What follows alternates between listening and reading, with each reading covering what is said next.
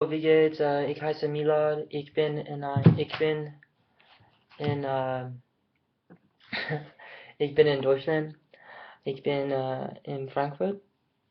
Mein Hauptfach ist Geschichte und mein Nebenfach ist Deutsch und Chemie.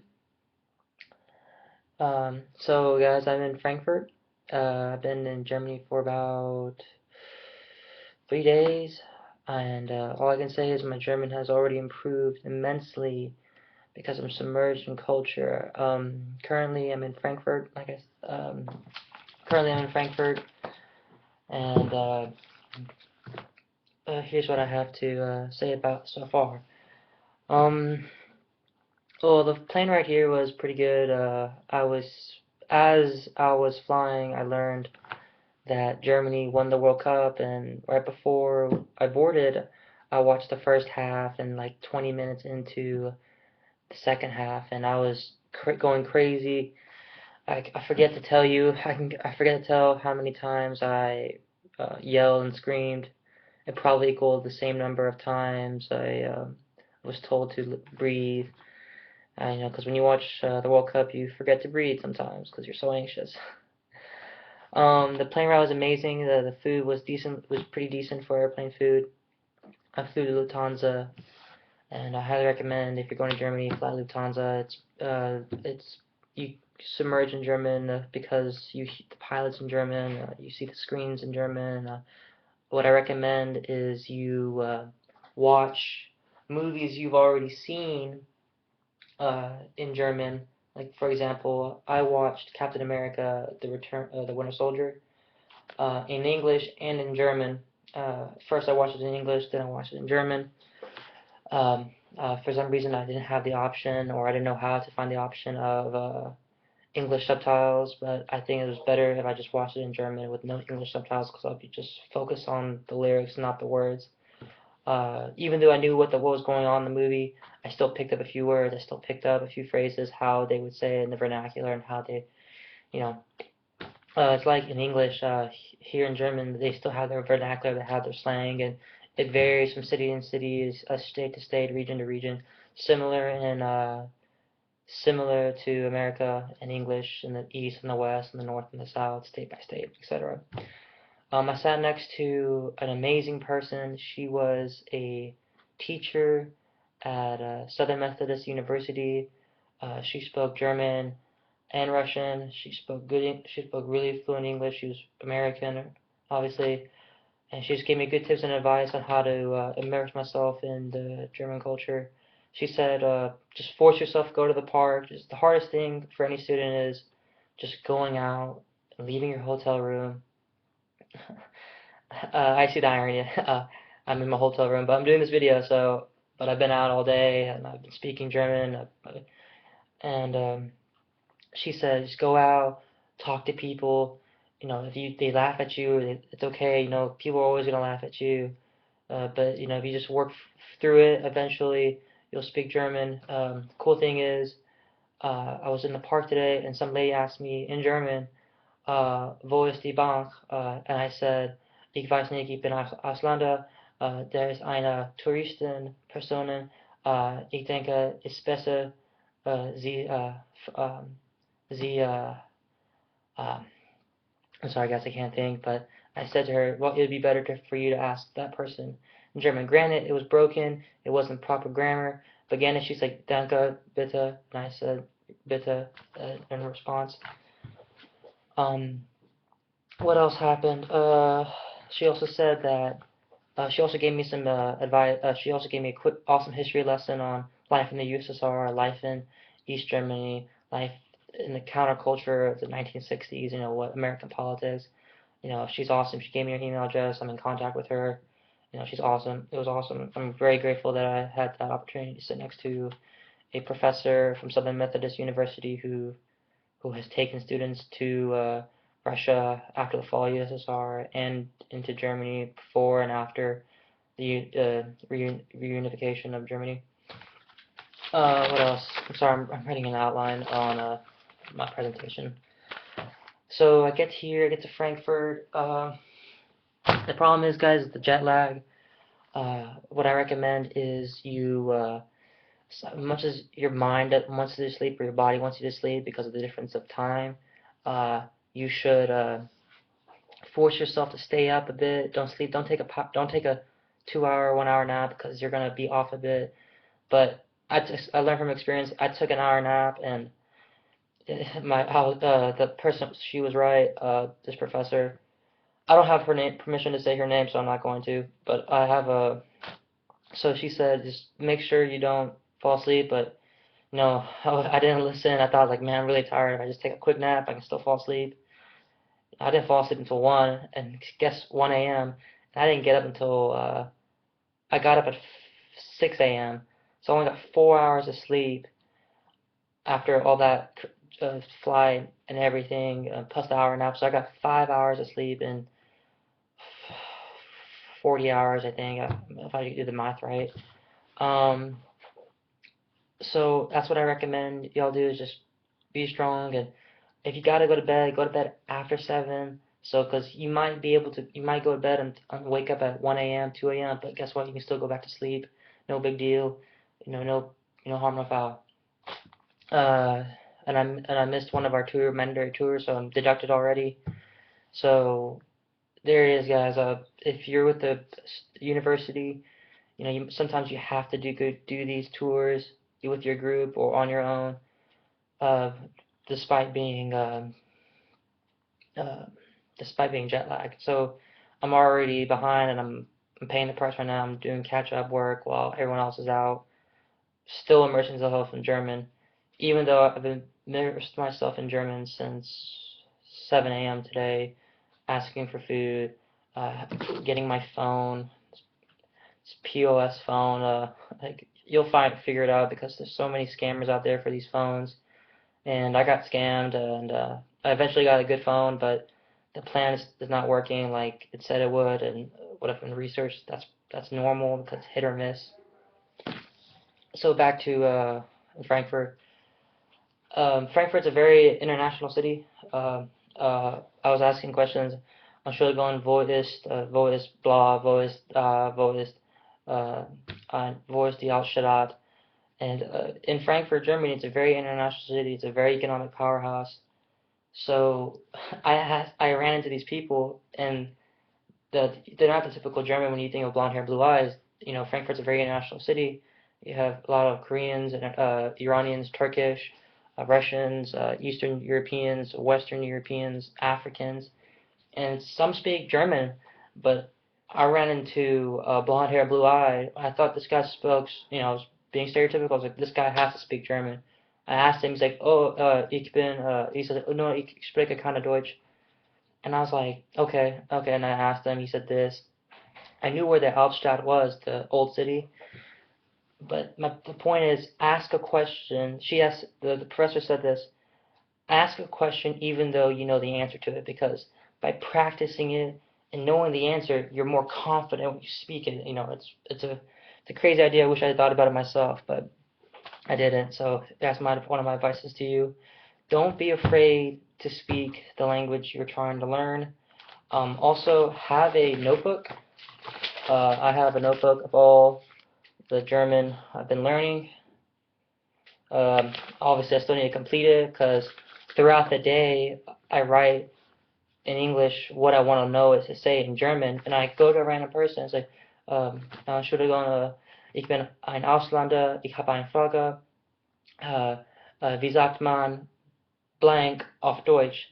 They know their English here in Germany.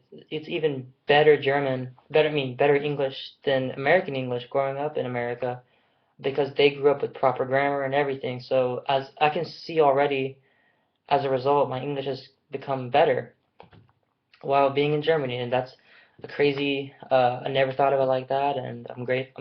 It's a happy surprise. So have a list.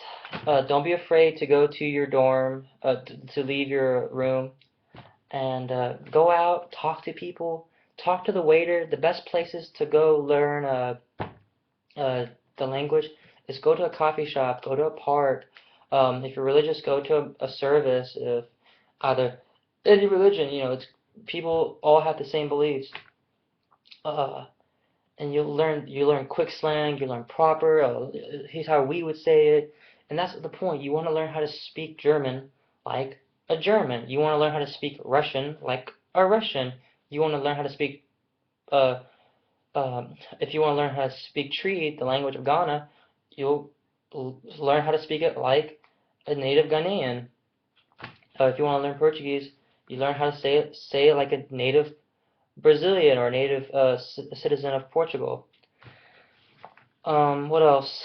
Also in the group, you might have people who in your study abroad group who may not like you because you never met them, or depending on how your guidance counselor organized the trip, you might only meet twice in a semester before twice in the semester before you leave to your designated country, or you might meet every week. When I went to Ghana, we met every week for a whole semester. You know, might miss here for spring break, might miss here because the teacher couldn't make it, but we knew each other by the time we got to the airport. We always established contact. We established a group me on our smartphones. We knew who we were, you know. But on this German trip, you know, we only met twice or three times, so it's gonna be clicky. No matter how many times you met, it's gonna be clicky, and I already see cliques being formed, which is fine. It's normal. It's we do that in everyday life, even at work, school, outside of work and school, at the gym, anywhere. It's normal. What else?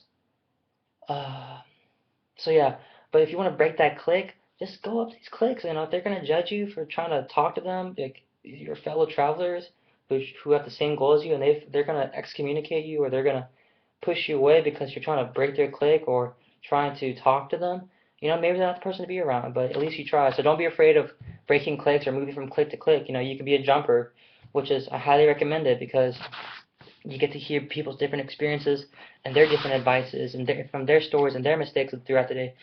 You can learn from it and improve on your German, improve on everything. Another thing you might have to get used to is the train system here or in Europe. It's not like in America where public transportation is crap, or in Europe it's government subsidized forever. People don't have to have a car to live in Germany or in Europe, which I'm very grateful for, and it's brought me insight. I wish the U.S. would adopt it. Obviously, there's different reasons. You know, it's expensive. It's not culture, but is that really a good reason to not do it? And I would suggest not. Maybe in another video I can defend it more properly. Um, Also, whenever you write these lists, students, I used to do this. I would write the list, find the definition, and look at it once, and look at it again. Always look at your words. You know, you might forget it, but at least you're consciously making the effort of learning your words. You know, improving sayings. You know, talk to these people. Like, they know that people want to learn German. They know that people want to learn. They want to know. And if you show them that you are constantly making the effort, they will help you. And occasionally, you will find the person that, oh, I don't want to talk to you, foreigners, get out of my country. We have that in America. Unfortunately, that's everywhere, and you can't stop it. But you shouldn't let a few bad apples stop you from talking to good people, because you can make good friendships, good acquaintances, good stories.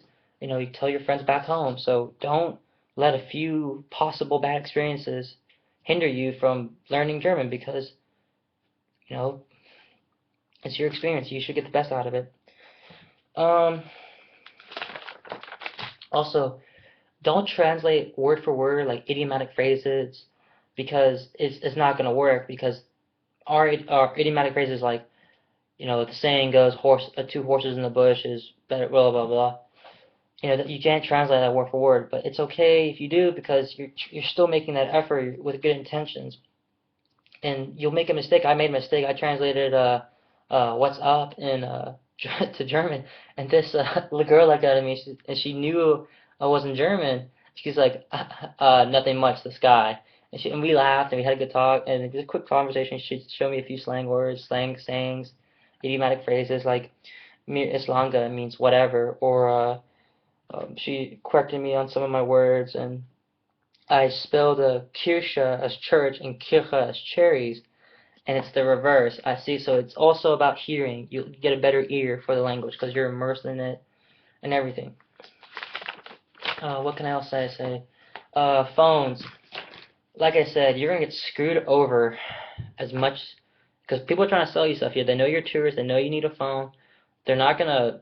Some of them will tell you the truth. I had to buy one phone, and then this guy, it didn't work. Like I opened it, it was empty. There was no battery, no nothing. The SIM card, it was plastic. I can't believe I just fell for it. And I looked at it, and instead of saying Nokia, it says Nakia, N-A-C-N-I-K-I-A. And I was like, what the heck is this? And it was in a proper box and everything. I thought I was buying it, and it wasn't a proper box. It was in a proper box, but the guy put the fake phone in it, and he put a different country charge in it. I got screwed over, and I lost like 25 euros. And that's when I told my the concierge this. He just laughed, and he's like, "Dude, like you should have gone to the internet shop. It's fine." Even I went there, I got the phone, and it's still like I got this plan where I can call my family in different countries in the U.S.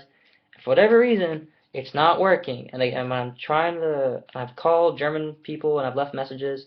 They didn't pick up because I think in Germany right now they're doing their finals. They're studying for in July or their summer school, so it's normal.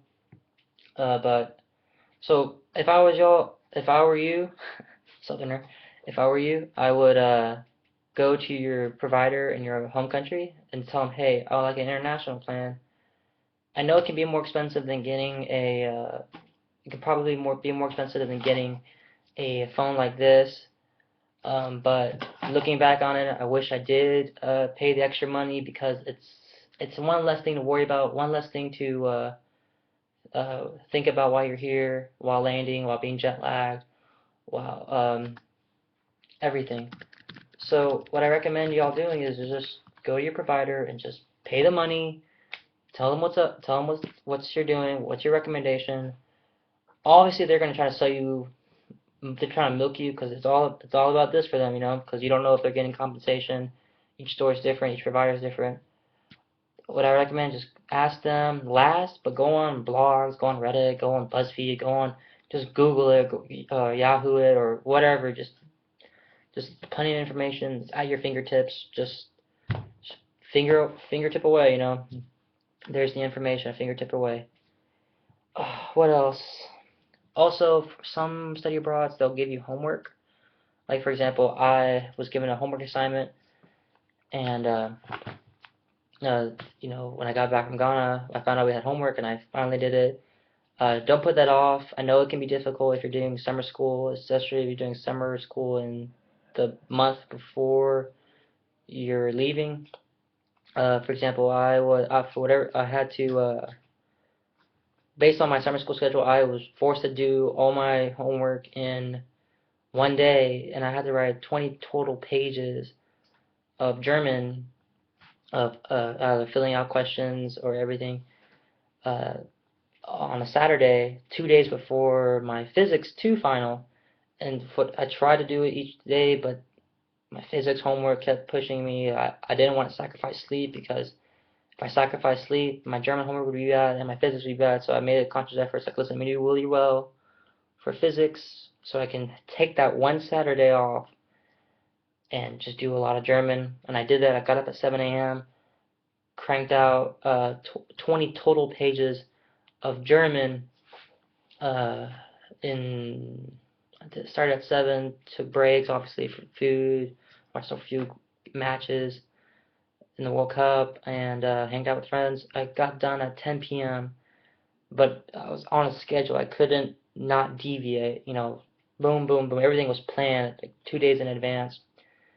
But the thing is, I didn't know I had to write that many pages because silly me, idiot me, I didn't look at the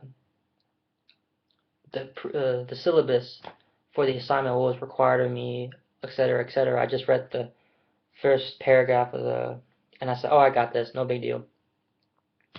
But silly me finding out 7 a.m. 2 days before my physics final, hey, you have this much writing to do, and it came out to be 20 pages.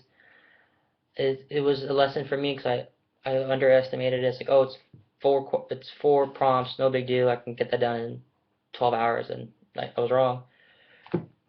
Turned that in on time. I'm grateful for that. Now I'm doing a presentation on Johann von Goethe. He's a poet, and I have to do that tomorrow in front of my group. And I'm writing this, uh, and I'm writing right now, but I decided to make a video blog because I haven't updated y'all in a long time. But my computer's about to die, so I think it's a good place. Quick recap: immerse yourself in the language right away. Don't worry about what people think, and make a list. Always review your list before you go to sleep. If you're not tired, you don't have a book with you, review the list. It's engaging. Make quick ways of remembering it. For example, I have uh, uh, for example, I have uh, uh, Erhaltung, which is like donation. I have a hand with the money on it.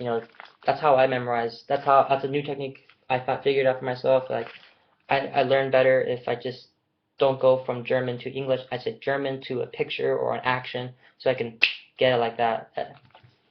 So it's not quick. Sometimes I still have to reteach myself, but it's a process, an idea, and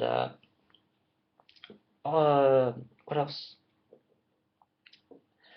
I have to go, guys. I have to go do this paper, and please write any comments and questions you have while I'm in Germany. I'm in Germany for 5 weeks until August 16th, 2014, and please, I'll be more than happy to answer your questions.